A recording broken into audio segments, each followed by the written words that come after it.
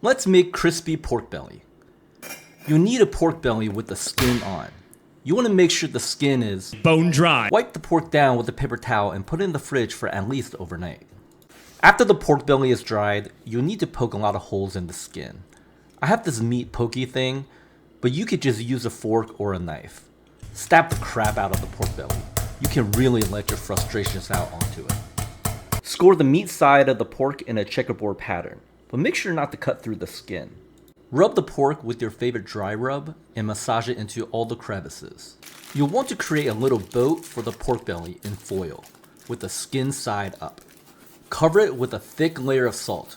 This will draw out the moisture during the cooking process. Throw that puppy into a 350 degree oven for 1 hour.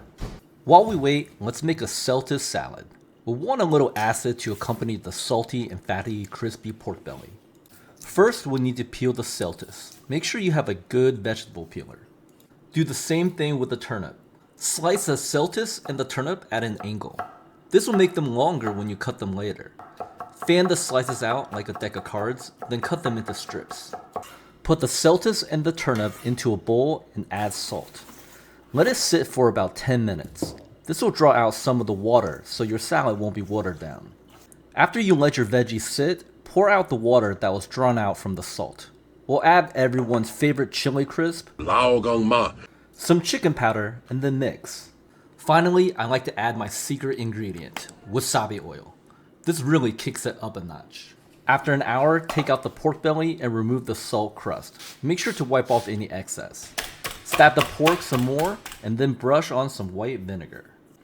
Crank your oven up to its highest setting and put it back in.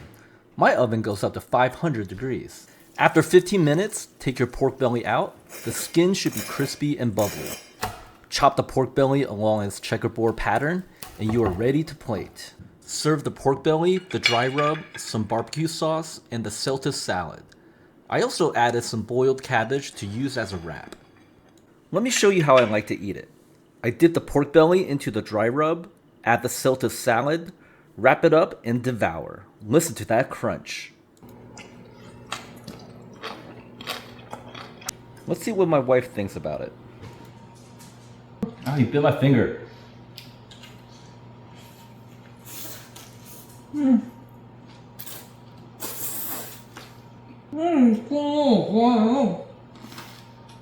What?